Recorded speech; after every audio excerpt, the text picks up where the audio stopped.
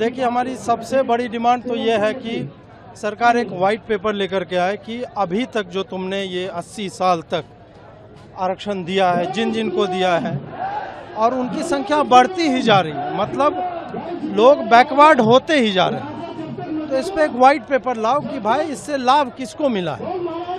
OBC में 3-4 जातियां हैं जो 70-80% आरक्षण ले रही है, एससी में भी सेम है, हजार जातियां इन दोनों समूह में ऐसी हैं जिनको कभी आरक्षण का कोई लाभ नहीं मिला है आज तक। मतलब उनके बच्चे घोंघा चुन करके खा रहे हैं, चूहा पकड़ के खा रहे हैं। मैं बिहार से आता हूँ, मुसहर समाज के बारे में अगर कोई जानता हो, नहीं जानते हो, सर्च कीजिए कि उनकी कितनी विकट स्थिति है।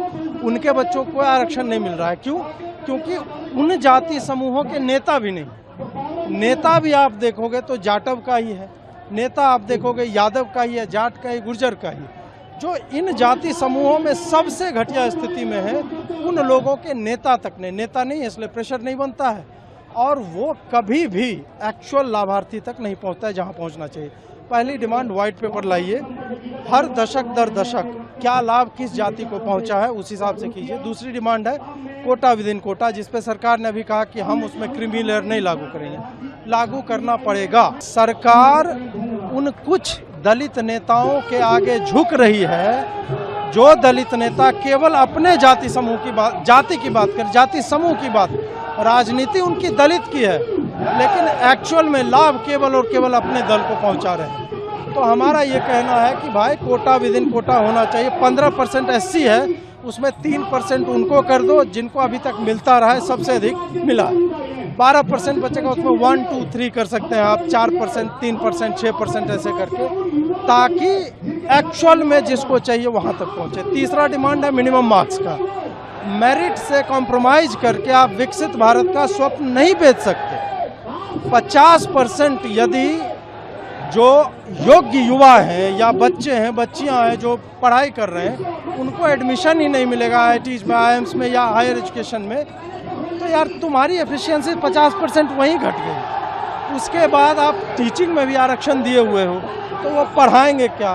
फिर आपके जो लोग हैं वो भाग जाते हैं बाहर, काहे कि उनको अच्छा रिसर्च के लिए मिल रहा है। आपने रिसर्च की फंडिंग इतनी लिमिटेड कर रखी है कि वो रिसर्च नहीं कर पाते, तो क्या करेंगे? और उनको मैं भगोड़ा नहीं कहूँगा, वो यार माता सरस्वती ने मस्तिष्क दिया, उसका यूज कहीं पे कर रहे, मानवता की भलाई के लिए, चाहे US में रिसर्च करें, कहीं पे करें, हम वहाँ पे उनको हेल्प नहीं कर रहे हैं। तो इसलिए मिनिमम मार्क्स जो है वो मेरिट से कॉम्प्रोमाइज़ नहीं होने देगा, वो कर दें। फिर एक रास्ता है EWS को SC के एट पार ट्रीट किया जाए। जिस वर्ग की परिभाषा में इकोनॉमिकली वीकर लिखा हुआ है, उसको ना तुम फॉर्म खरीदने में सहूलियत दे रहे हो, ना तुम उसका हॉस्टल फीस माफ़ कर रहे हो, ना कोर्स फी उसका माफ़ हो रहा है, तो भाई तुम उसको रिकॉग्नाइज करके क्या क्या लॉजिक है इसका? और उसका कट ऑफ भी ऐसा नहीं है कि बहुत ज़्यादा डिफरेंस रहता है जनरल से, लगभग एट पार ही रहता है। तो आपने एक्चुअल में कुछ नहीं किया, ये एक झुंझुना उनको पहुंचा दिया गया। और दुर्भाग्य देखिए कि सबसे अधिक अर्निंग क्लास कौन है? तुम तो मान लिया हो ना कि दलित, पीड़ित, वंचित, शोषित हैं, तो भाई वो तो इनकम टैक्स भी नहीं दे रहे, ना ही उनका कंजम्पशन उतना है कि तुम ये कहो कि नहीं वो GST तो दे रहे हैं, वो मैच करेंगे। नहीं, मैं एक आदमी जो मान लीजिए 1 लाख रुपये के मकान में रहता हूँ, फॉर दैट मैटर कि 1 लाख रुपया मैं रेंट देता हूँ, तो मेरा जीवन स्तर ऊँचा है। मैं कार खरीदूँगा, उस पर GST दूंगा, पेट्रोल पे दूंगा, सरसों तेल भी मैं ज़्यादा खाऊँगा, हो सकता है मैं ऑलिव ऑयल खा रहा हूँ, भाई मीट कंजम्पशन मेरा ज़्यादा होगा, तो GST में ज़्यादा। और जो गरीब है, जो जोड़ रहा है कि 50 रुपये में मेरा पूरा दिन निकालना है, 50 रुपये में कहाँ GST, कितना GST दे रहा होगा? तो वो भी लॉजिक फ्लॉड है। तो कमा करके हम दे रहे हैं, जिससे एजुकेशन सब्सिडाइज हो रही है। किसकी सब्सिडाइज हो रही है? EWS की नहीं हो रही। पुलिस अत्याचार कर रही है, हमारे लोगों को बसों में पीट रही है।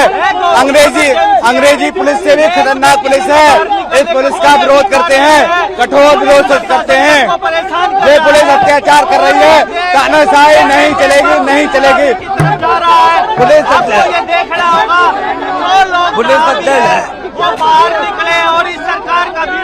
पुलिस अत्याचार कर रही है। बस दीपक गौ सेवक राष्ट्रवादी जनपद बुलंदशहर उत्तर प्रदेश, पुलिस इतना अत्याचार कर रही है, बसों में लोगों को पीट रही है। ये अंग्रेजों की पुलिस है, इनको भारत छोड़ना पड़ेगा। देश में लोकतंत्र खत्म हो चुका है, देश में लोकतंत्र खत्म हो चुका है। देश आपके बच्चों रहे तब तक हम जब तक आरक्षण को खत्म नहीं किया जाता, बदलाव नहीं किया जाता, तब तक हम रुकने वाले नहीं। ऋषभ सिंह क्रांतिकारी आजमगढ़ के धरती से मोदी सरकार हाय हाय।